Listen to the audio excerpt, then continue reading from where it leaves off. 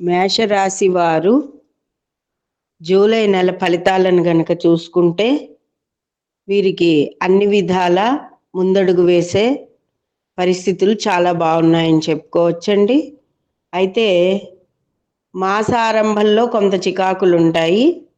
తర్వాత కాలంలో నెమ్మదిగా అన్నీ చక్కబడతాయి, బాగుంటుందని చెప్పుకోవచ్చు. విదేశీ యానాలు ఫలిస్తాయి, షేర్ మార్కెట్ బాగుంటుంది, కళాకారులకు బాగుంది. అనుకున్న ప్రాజెక్టులన్నీ సమయానికి పూర్తి చేస్తారు. కానీ ఒత్తిళ్లతో కూడిన ఉద్యోగ వ్యాపారాలు అయితే ఎక్కువగా కనబడుతూ ఉంటాయి. ఆరోగ్యాన్ని కూడా జాగ్రత్తగా చూసుకోండి.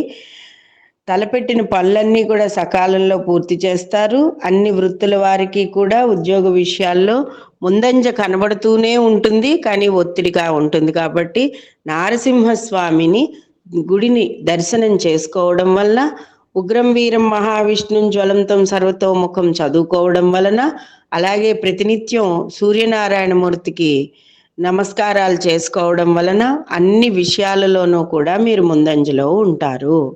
ప్రత్యేక పరిహారం ఏమిటి అంటే, గురువారం నాడు శనగల దానం ఇవ్వండి. మరింత మీరు చేసే మంచి పనులన్నింటికీ కూడా గురుబలం చేకూరుతుంది.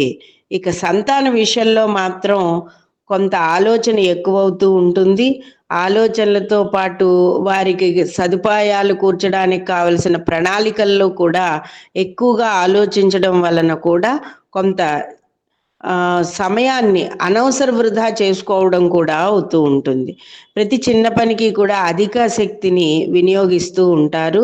ఆలోచన పరంగానేంటి, దేహపరంగానేంటి, స్త్రీ పురుషులు అందరూ కూడా జాగ్రత్తగా ఆరోగ్య విషయాలలో ఉండడం మంచిది. అంతేకాకుండా మేషరాశి స్త్రీలు ఎవరైతే గర్భవతులై ఉన్నారో వారు సుబ్రహ్మణ్యేశ్వర స్వామి అష్టోత్తరాన్ని చదువుకోవడం అనేది మంచిది.